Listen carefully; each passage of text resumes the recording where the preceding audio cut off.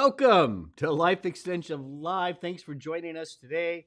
I'm Dr. Mike. That's Dr. Crystal. Today we're going to be talking about a very, very important topic. We've talked about it before, and we're going to continue to talk about it because it impacts so many parts of your body, even longevity, and that is chronic inflammation. Yes, it's we don't feel it often. We feel the results of chronic inflammation in chronic disease states. Yeah, so we want to, it was written down in our script to tame the flames.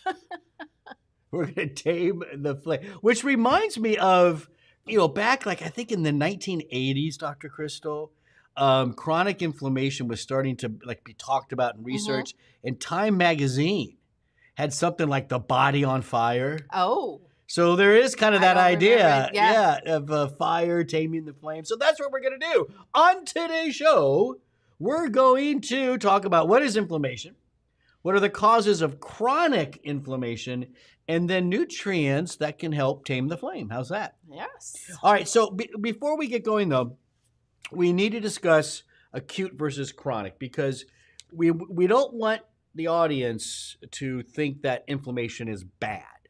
Right. It's absolutely not. We need the inflammatory response. That's the body's mechanism to bring in the troops to start the healing process. Yeah.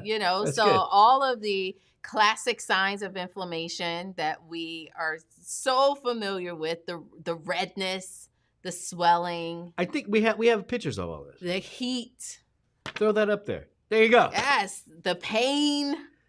That's acute stuff. The loss of function, that's all acute stuff. And there's a reason for all of these kind of the symptoms that we experience. It's about healing. It's about bringing immune cells to that point of injury. Right, exactly. And let's start getting things under control. So that's not really what we're talking about today because that process right there that you see that causes the redness, heat, pain, etc., that's critical to life. I mean, you can't live without that. Right.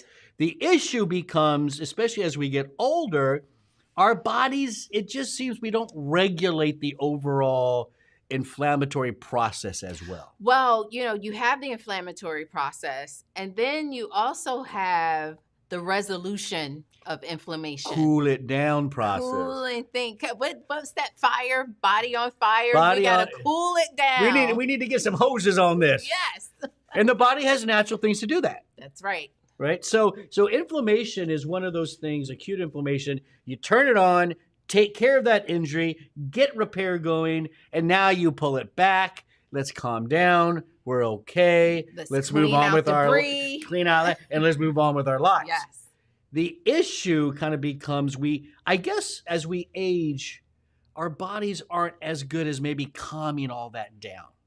And so we end up on a day-to-day basis with like a smoldering little flame. Yeah. I like that. Some tinder that's still kind of hot, right? I like that analogy. Yeah. The coals are hot and red. And any, you put anything near those coals, it can erupt again. Yeah. So we got it. So that's what we're talking about then, because I've always said, and I'll say it again, this, chronic inflammation is the common denominator of age-related disorders. And again, I always want to clarify that, Dr. Crystal, people. I'm not saying inflammation is necessarily like the cause. There's cause effect. It just plays a role in all that. Yes. It may not be the cause, but inflammation makes it harder to respond. It makes it harder to repair, that kind of stuff. And even if there's not something to repair, that smoldering there can cause tissue damage. Yes, very true. And so we see inflammation associated with chronic diseases, diabetes, Alzheimer's disease, cardiovascular disease, metabolic disease, even some cancers. Yeah, and so the question then becomes, well, what can we do about this, right? That's what people want to know. That's what people want to know at the end of the day. And so what we did, we decided to break this up into what are the causes. We have extrinsic causes outside the body, right? And then intrinsic causes inside the body, but we decided to pair the cause with the solution. Yeah, we'll give you those solutions right away. Yeah. Now, this is not. I'm throwing a tangent out there now. Okay. This is not a script, but I do want to mention something. Oh, maybe we do get to this later. I don't know, but I'm going to ask now. As the nutritionist on the team, obviously there are certain foods and stuff that we want to eat and avoid. I think we're going to talk about some of your favorite foods to decrease inflammation, right? But what about foods that cause it? Like, what should we be watching? Yeah, so you're jumping ahead a little bit, but that's okay. We roll with it. So foods that cause inflammation, and I think we can get into our number one cause, which kind of relates to food, is that imbalance in omega-6 to 3 fatty acids. Perfect start. And so I can tell you those foods, unfortunately, meat, saturated fat, and we're talking red meat, eggs. These are high in a type of fat, omega-6 fatty acids, that can go down a pathway to create pro-inflammatory mediators in the body. And so, yes, those foods, sugar. Ooh, we'll that's a big one too. It's not just the fat. Processed foods. Yeah. We can talk about that as well. Is it fair to say the standard American diet is pro-inflammatory? That is absolutely fair to say. And one of the reasons is, so one of our first causes here is an imbalance between omega-6 and omega-3. Yeah. And the standard American diet is pushing towards the omega-6. And not so much of the omega-3. So we talked about the sources of the omega-6s, and that omega-6 goes down pathways, produces very powerful pro-inflammatory mediators associated with blood clots and pain. And then the omega-3s help to balance out the omega-6s. And the omega-3s are coming from flaxseed, chia seeds. It's coming from fatty fish. So that's where your anchovies, your sardines, your mackerel, your salmon, your tuna. I love it all. That's where you are receiving the omega-3. So then you think about your diet and you think about what you eat on a regular basis, you will find this imbalance. I've seen ratios 17-1 sometimes, or even higher, 17 to 1, meaning 6 versus 3. Versus 3 in the body. So when you think about chronic inflammation, if the everyday fats that we're consuming is pushing us down a pro-inflammatory state, then it makes it very difficult for the body to simmer down and cool off the flame. Yeah, and so balancing out that 6-3 ratio, 4-1, 6-3. Some people say 2-1, 6-3. Definitely not 17-1 or higher. Yeah, right. that's actually like real fire. I'm not even sure if we're smoldering at that level. We might be on fire. But I mean, the majority of people are walking around with that kind of ratio. That kind of ratio. So, yeah, once again, Dr. Crystal is correct. I did skip ahead because the next one we have for cause is food. Yes. You would think I would know that. No, Robson. but that's okay. But let's just go back really quick, Dr. Mike. So our solution for kind of that imbalance. Oh, yeah. Adding in, of course, more of the omega-3 foods that we mentioned, walnuts, flaxseed, chia seeds, fatty fish, but also maybe adding in some omega-3s because it's sometimes challenging to balance off that omega-6 with food. That's a lot of salmon. I love it, but that's a lot of anchovies. A lot of mercury and a lot of lead. Yeah, and so I'm a firm believer in a good omega-3 add into your regimen. We talk about what we do. I do a combination. I got fish oil, I got some krill oil thrown in there. I got some olive oil in mine, just good oils. Yeah. And I take 4 soft gels a day, which is like a total of 4 grams of total omega-3s. Yes. So, my preference is krill oil. So that's my choice. But if you don't consume fish, maybe shellfish allergies, then there's also algae oil. Algae So there oils will are work. plant-based options to add in some additional omega-3s. The algae are actually the originators of the I omega know. 3s.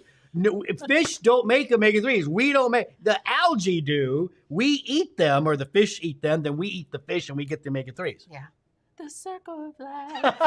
That's great. Yeah, we like that. All right, now let's go on. We kind of covered the food one. We talked already about the Western diet, standard Yeah. American diet, and again, Mediterranean is a good way to go. Get your omega 3 add-ins. The 80-20 rule. 80% of every plate should be plant-based, 20% the lean proteins. Get some fish in there. Ramp up those omega 3s. Yeah, those are the colorful fruit and vegetables contain anti-inflammatory compounds. Yeah. And so that's a great way to bring about more balance. Cause number 3 is difficult to avoid. What we got there? Environment. It can be challenging depending on where you live. Of course, you can go off the grid, but that's not really realistic for most people. not But gonna happen with when me. we say environment, we're talking air pollution. Water. Yes, unfortunately. Indoor. What? Mold? Indoor pollution. Oh, yes. Worse than outdoor Yeah. pollution. You gotta go green inside. Well, here's the problem is that we are sealing our homes so well, especially in South Florida. Everything's hurricane proof, sealed tight. Heat proof. And now you're not getting any fresh air in your home. And then, of Yeah. course, cooking on the gas stove. That's a big one for you because you have a gas stove. I right? do, Sure. and I have a hood that I realize can go max power. Yeah. I blast it max power now when I cook to try Didn't you to limit my Didn't you exposure. even say sometimes you turn it on when you're not cooking too? Like it's always giving off a Yeah, little. but then something with that? but my husband said not to do that. I stopped. But yeah, so when we cook, make sure we have the vent on really high because of that pollution, mold exposure. So just from our environment, it can cause inflammation. And we could do a whole show focused on the environmental aspects of all this. Mhm. But we really want to get to the solution because I really like this one.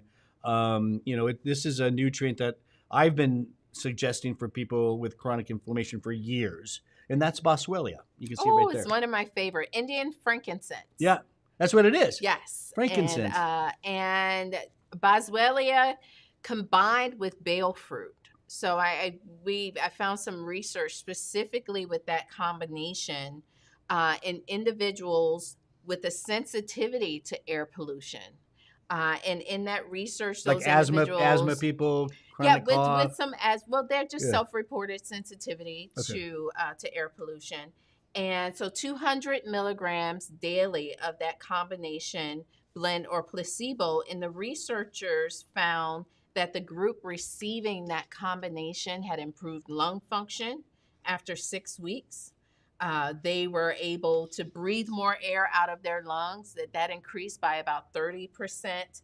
And the researchers said that this is all due to the anti-inflammatory 100%. effects I totally get it. of these two nutrients. Years and years ago, I'm going to bring asthma into this picture because years and years ago, when it came to airway irritation, and that's kind of what asthma is, we always focused on the constriction of the airways and getting those to open. No one really addressed the inflammation. But now you're starting to see, even in the pharmaceutical world, they're finally adding anti-inflammatories into some of those daily dilators of the air system. And so I think this is spot on, makes sense, bring down that, cool off that fire, and things relax in the airway. The air moves better, everybody's happy. And then, of course, practical solutions is, again, when you're cooking, vent, get an air purifier, maybe a couple for your home to get some clean air. If you're in the city, move out to the burbs if you can. Get out. I don't know if there's really any place you can truly go now. I mean, it's kind of all over the place. More plants in your home. Oh, home plants are great, right? Yeah, that's so a great these way are to. just simple ways. So let's go on then to the next cause. This is cause number 4. Boo, boo, boo. Stress. Stress. Stress has a very interesting connection to chronic inflammation, doesn't it? It does. Yeah, it's sort of it can be complicated. You found a more complicated mechanism of action. For me, I thought it was pretty simple. Is that the stress is destroying our microbiome, which then leads to inflammation. I don't disagree. 100%.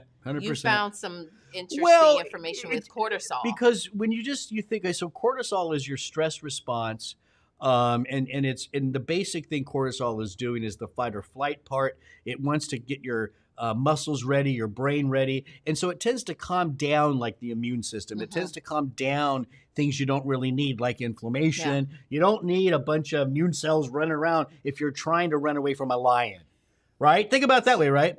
And so at some level, cortisol, especially if it's up and then down, can actually decrease inflammation.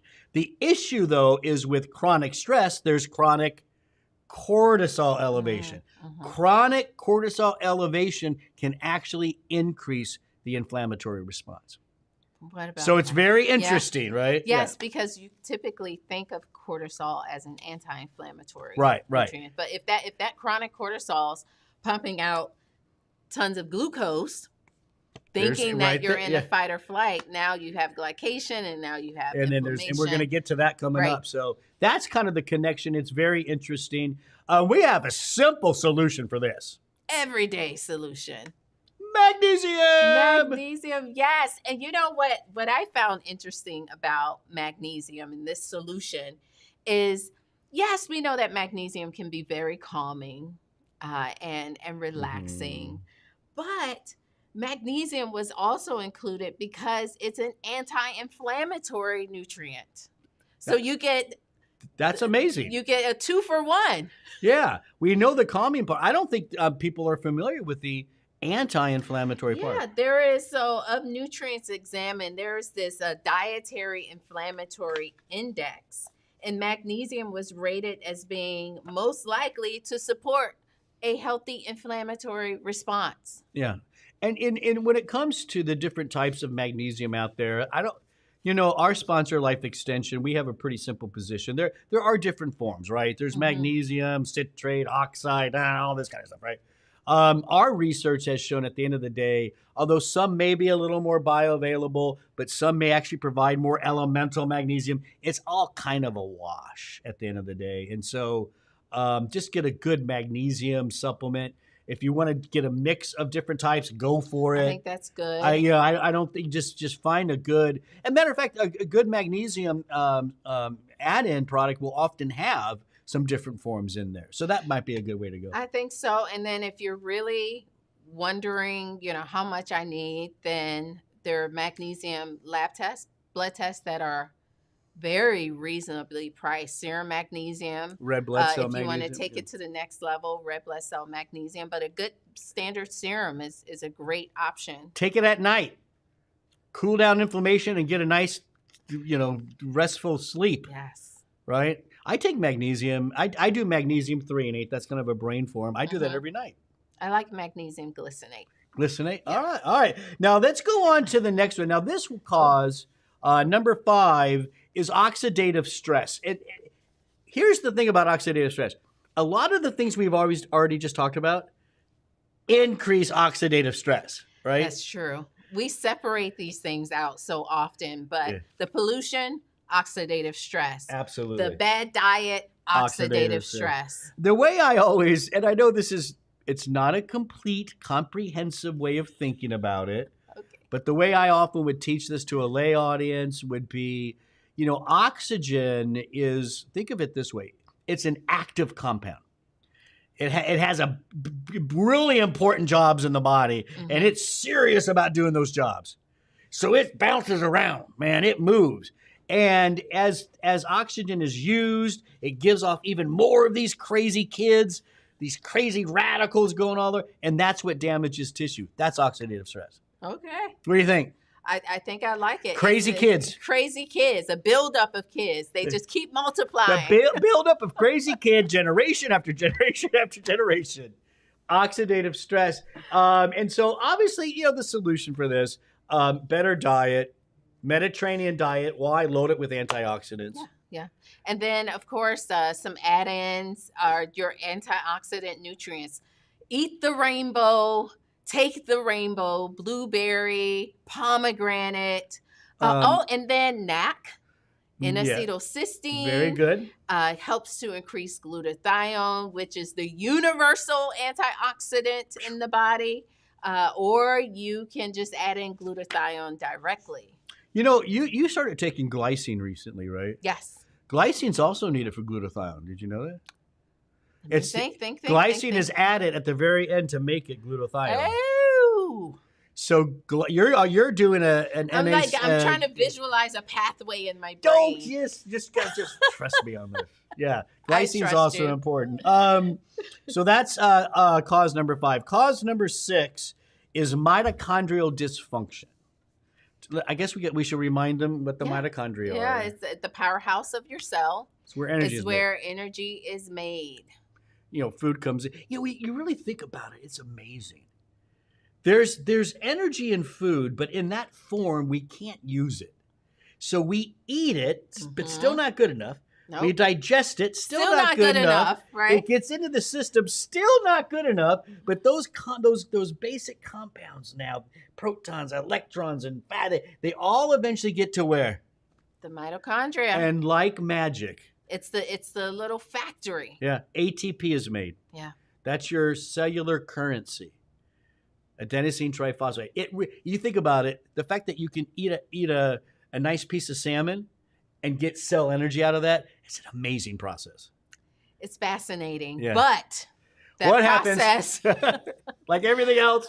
That process, or just the mitochondria in general, it starts not functioning quite so well. No. You kind of wonder what comes first, the inflammation or the mitochondrial dysfunction. Well, we talked about that as we were putting this together. The cart before the, what is it? Horse.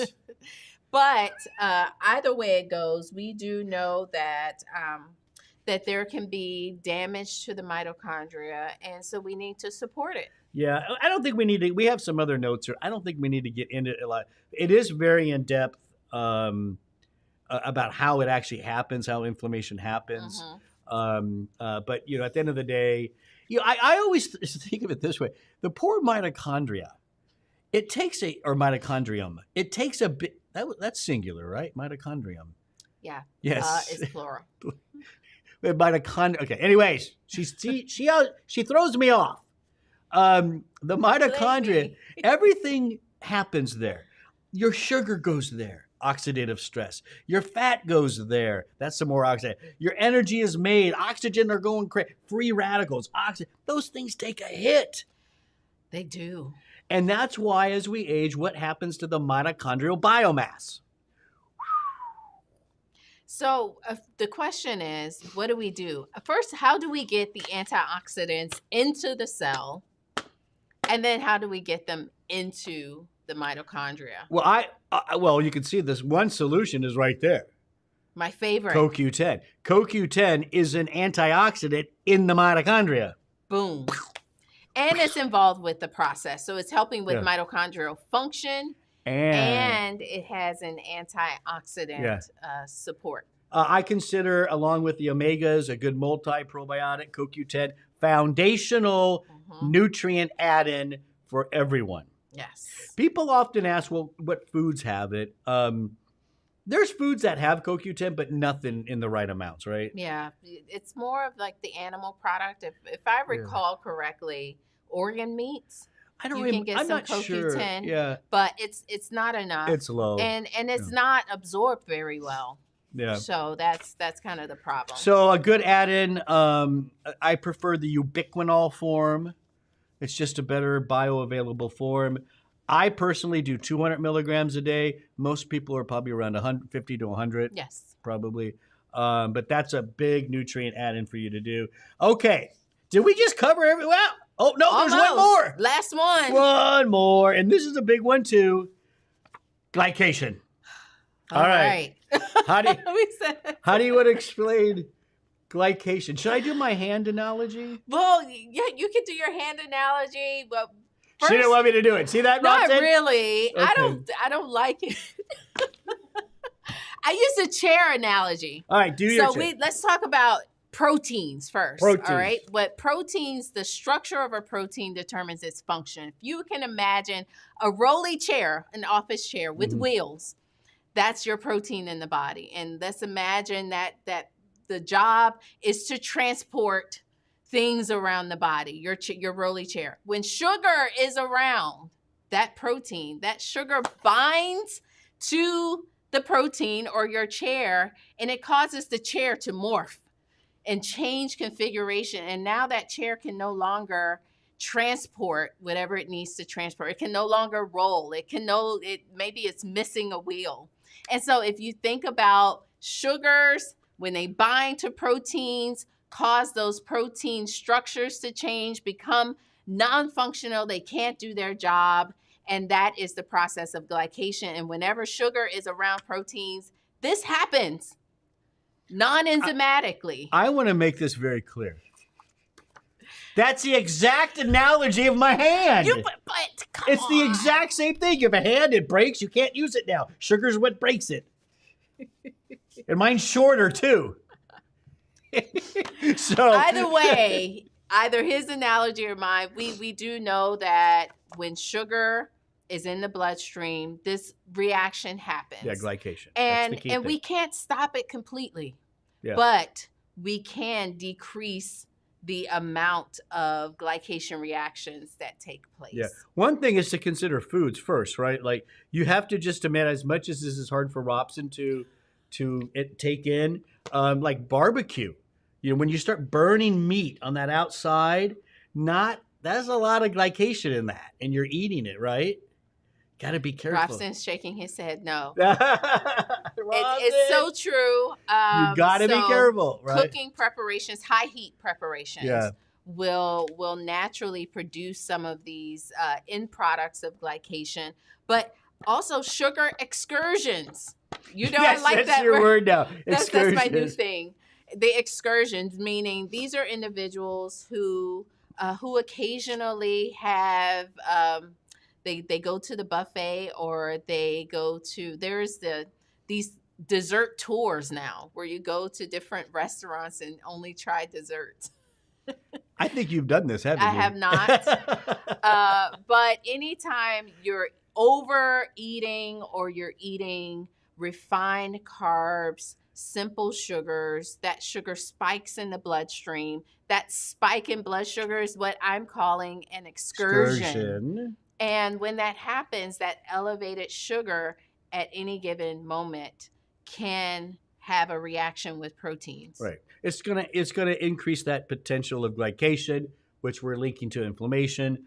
And so watch the foods, watch the temperature you cook at. But there are some add-ins as well, right? Yes. So I love benfotiamine. Mm-hmm. I think you call it benfotiamine. Benfotiamine. It's a B vitamin. Oh. And it is very protective against blood sugar-induced tissue damage. Yeah. Yeah, there was a study, right? Clinical trial, 165 people.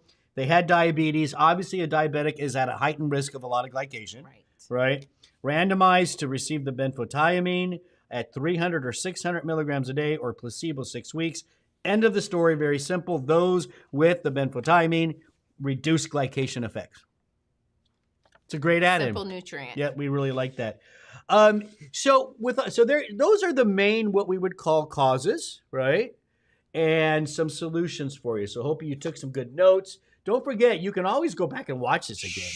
Just if you're on a just tablet, scroll back. Move that whatever they call it, move it. But I think we wouldn't be doing a complete job, Dr. Crystal, if we then didn't answer the question, well, okay, how do I know if I'm really dealing with a lot of chronic inflammation? Yeah. Like, is there something that I can do? And there is. Right. So some common lab tests. Probably the most common is C-reactive protein. You want high sensitivity C-reactive protein. It's a non-specific marker of Mhm. just overall inflammation in the body. So It's a that's classic one to start with. classic. Yeah. You would have to ask for it, of course. There is fibrinogen, which is a marker for clotting, but also inflammation. Ferritin. You do Interesting see here. Yeah. this if your doctor's kind of taking a deeper dive on your iron status. That's your storage form of iron, but it's also increase in And inflammatory inflammation. states. And often it's an earlier sign, right? You can have normal stuff and ferritin maybe floats up a little earlier than I don't know if others. it's earlier than C-reactive protein, but I would have to look at my charts. Remember we talked about 6-3 ratios, omega-6? Yes. You can test that. Yes. There are tests for that, very simple, see where you're at. And then, of course, there are these what I call messaging molecules for inflammation. They're called cytokines. They have all kinds of weird names like interleukins and leukotrienes and all this kind of stuff. Don't worry about all that. You can actually do a cytokine panel. You can. That would show you where you're high and if there's maybe some inflammation coming from that as well. Yep. So now you guys know that we like to sometimes look into Google land, and because we want to make sure we're answering good questions that people are asking, right? And so I'm going to read Dr. Crystal a question from Google. This is very common. It's trending right now. What helps flush out inflammation? So the answer that I would like to share is fiber. And the reason I'm saying that is because literally it can help you go to the bathroom, and when you are eliminating waste and getting waste out of the body, it can you will flush that inflammation down the drain. Just using a metaphor. But also, fiber helps to support a healthy microbiome. It supports healthy blood sugar levels. It helps to support a healthy weight. And all of these strategies will lead to less inflammation in the body. There you go, soluble fiber, right? And again, I know we've talked about this before. We're not getting enough in general, right, as in the Western world. What's my target, my daily target? What would you suggest? About 25, 30 grams a day. Yeah. That's a lot more. That's a lot more than most of us are doing. But that's where you want to be at. There are some cultures that do way more than that. Oh, yes. Some cultures, 50, 60. Come on. We got to catch up. We got to increase fiber. Increase it slow, though. Don't go too quick with it. Don't go overdo it. Now, listen, we give you a lot of solutions for chronic inflammation. Hopefully it helped. There are a ton of other nutrient add-ins we did not even come close to covering. Curcumin comes to mind, bromelain. There's so many more. So which ones do you like? If there was one we didn't cover, tell us about it in the comments. We'd love to see that. And great information, Dr. Crystal. Yes, hopefully you are inspired to either check your inflammatory status, ask your doctor for CRP, and make sure you're kind of balancing out those 6 to 3s. Life Extension has an array of inflammatory tests. They are our sponsor. If you go to lifeextension.com/inflammation tests, I think we have it. Just put a / inflammation text. There it is, right there. Yes. That's hard to say. Inflammation tests, and that'll take you to a page that outlines, I think, 3 or 4 of the tests that we could do for you for inflammation. And don't forget, when you're at Life Extension, you can use the discount code LELIVE, and you'll get 10% off, $50 or more, plus free shipping and handling. We go live every Wednesday at 12 noon Eastern Time. Hit the bell, ring the thing, Subscribe, click interested, do Share, do what you gotta comment. do. Give us some comments Yeah, too. we'd Let love us to talk to know you. what you would like for us to cover. Yeah, that'd be great. That's 12 noon Eastern time. I'm Dr. Mike. Dr. Crystal. We'll see you next week.